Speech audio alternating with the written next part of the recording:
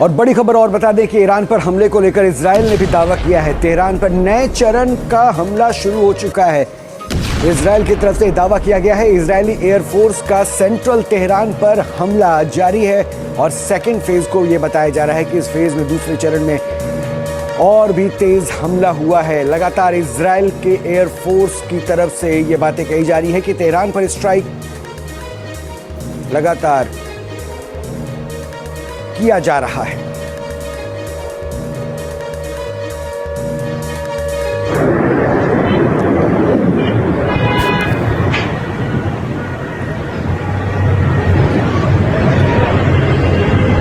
از اینجا میاد اینجا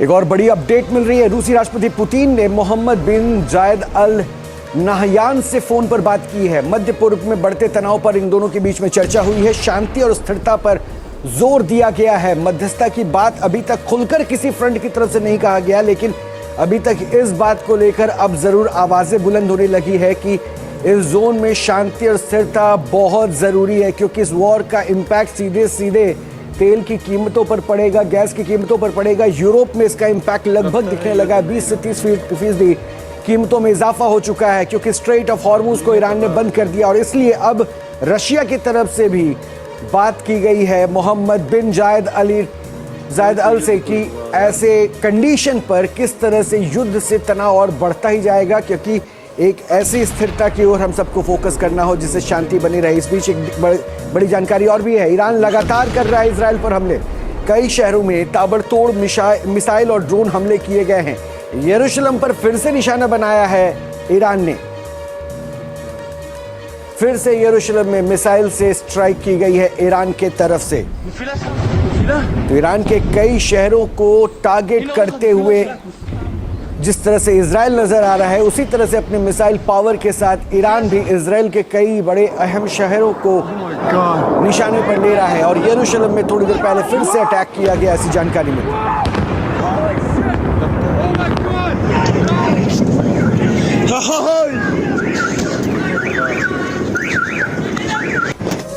और एक बड़ी अपडेट, यूएस और इजराइल के ठिकानों पर ताबड़तोड़ ड्रोन अटैक कर रहा है ईरान। शाहिद और कामिकेज ड्रोन से ईरान कर रहा है हमला। तमाम वो बेस जो यूएस के हैं, जहां पर उन्होंने भारी डिप्लॉयमेंट कर रखा था इस वॉर सेंसिटिविटी को देखते हुए, उन सारे लोकेशंस पर शाहिद और कामिकेज ड्रोन से ईरान हमला कर रहा है और वहां विस्फोटक से उन तमाम डिप्लॉयमेंट को जो अमेरिकन बेस पे था अमेरिका की तरफ से, उन्हें नष्ट करने की कोशिश में लगा पड़ा हुआ है। तो दशकों तक खाड़ी देशों में एक सपना बेचा। उन्होंने अपने देशों में ऐसे शहरों को डेवलप किया जिसकी ब्रांडिंग सबसे सुरक्षित शहर के तौर पर की गई। फिर उन शहरों की चमक दमक ने दुनिया भर के अमीरों को आकर्षित किया, लेकिन ईरान ने महज 48 घंटे के अंदर इन शहरों की ग्लोबल ब्रांडिंग पर धावा बोल दिया। दुबई से लेकर बहरीन तक मिसाइल्स और ड्रोन की बरसात कर दी। होटल्स को चुन चुन कर निशाना बनाया।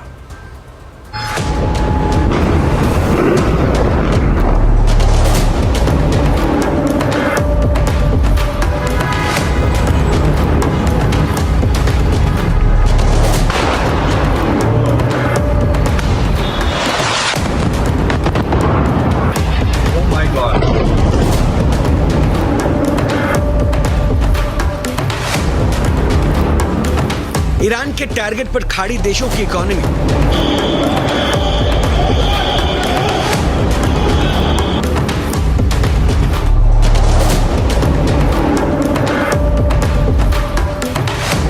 ईरान के लक्ष्य मिडिल ईस्ट के बड़े बड़े होटल।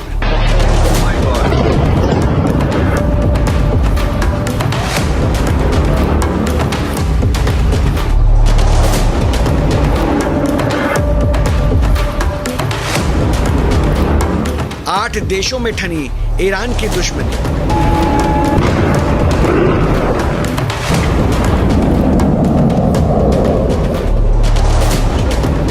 दुबई एक ऐसा शहर जिसे सबसे सुरक्षित माना जाता था, लेकिन शनिवार से शुरू हुए ईरान के हमलों ने इस यकीन को बदल दिया। दुबई पर ईरानी मिसाइल्स और ड्रोन की बरसात हो गई। दुबई के हर कोने में तबाही बरपी। सिर्फ दुबई ही नहीं, यूएई के कई चमकते दमकते शहरों में ईरानी मिसाइल्स ने कोहराम मचा दिया। लेकिन हैरान करने वाली बात यह है कि ईरानी मिसाइल्स के ज्यादातर टारगेट होटल और एयरपोर्ट रहे।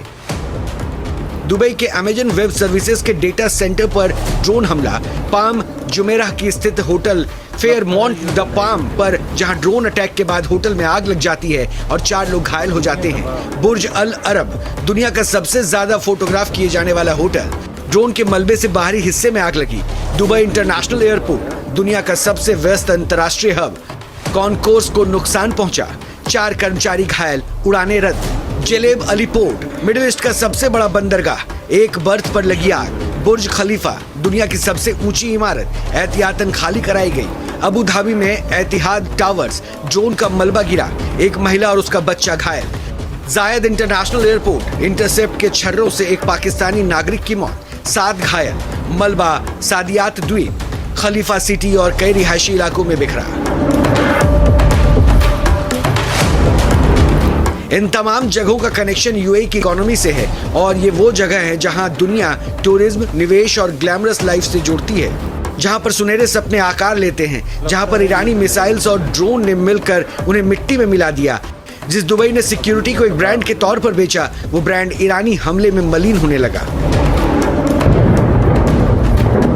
यहाँ तक कि यूएई के राष्ट्रपति के टेंट सिटी को भी ईरानी हमलों ने नहीं छोड़ा, वहां भी ड्रोन से हमले हुए। इस बीच दुबई के अमेजन वेब सर्विसेज के डेटा सेंटर में ऐसी घटना घटी जो शायद पहले कभी नहीं हुई थी। डेटा सेंटर पर कुछ टकराया जिसके बाद आग लग गई। बाद में पता चला कि IRGC ने डेटा सेंटर को टारगेट करने के लिए सुसाइडल ड्रोन भेजा था। इस हमले के बाद अमेजन की कई सर्विसेज ठप पड़ गई। ये हमला सुबह 4:30 बजे के आसपास हुआ। अमेजन वेब सर्विसेज के दुनिया भर में 1.5 मिलियन से ज्यादा कस्टमर हैं। इनमें छोटे स्टार्टअप से लेकर फॉर्च्यून 500 कंपनीज भी शामिल हैं।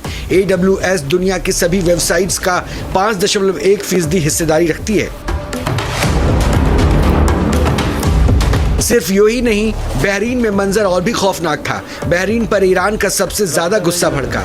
IRGC ने बहरीन के टारगेट पर अपनी मिसाइल्स का मुंह खोल दिया। ईरान के सुसाइडल ड्रोन बहरीन में मौजूद अमेरिकी बेस को निशाना बनाने लगे, लेकिन अगले ही पल समझ में आया हमले का दायरा बढ़ चुका है। ईरान ने बहरीन के होटल्स और एयरपोर्ट पर निशाना बनाना शुरू कर दिया। मनामा बहरीन का एरा व्यू टावर, ईरान के ड्रोन हमले से ऊपरी मंजिल धधक उठे। मनामा का ही 5 star hotel Crowne Plaza Iran के ड्रोन अटैक से ये भी नहीं बच पाया। बहरीन इंटरनेशनल एयरपोर्ट, ईरान ने ड्रोन से तबाही बरसा दी। बाद में अमेरिकी दूतावास ने अपने कर्मचारियों से होटल को खाली करने को भी कहा। इसका मतलब है कि होटल अब ईरान के टारगेट में है। खाड़ी देशों ने रेगिस्तान में फाइनेंस, टूरिज्म और लग्जरी का ग्लोबल हब बनाया। कहा जाता है कि खतरा इन शहरों की चकाचौंध से दूर ही रहेगा, लेकिन ईरान ने इस थ्योरी को चकनाचूर कर दिया। जानकारों का मानना है कि ईरान का ये हमला सैन्य नहीं बल्कि आर्थिक है।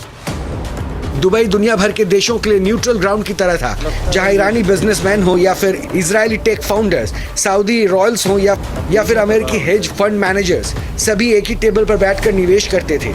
उन्हें भरोसा था कि मिसाइल्स कभी मॉल तक नहीं पहुंचेगी, लेकिन 28 फरवरी को यह भरोसा टूट गया। ईरान ने 165 बैलिस्टिक मिसाइल्स, 541 ड्रोन और 2 क्रूज मिसाइल्स ऐसे ही नहीं दागे थे। उसका जो मकसद था वो पूरा हो गया। लोग दुबई में फंसे हुए हैं और वहां से निकलने में परेशानी का सामना करना पड़ रहा है। Team news nation.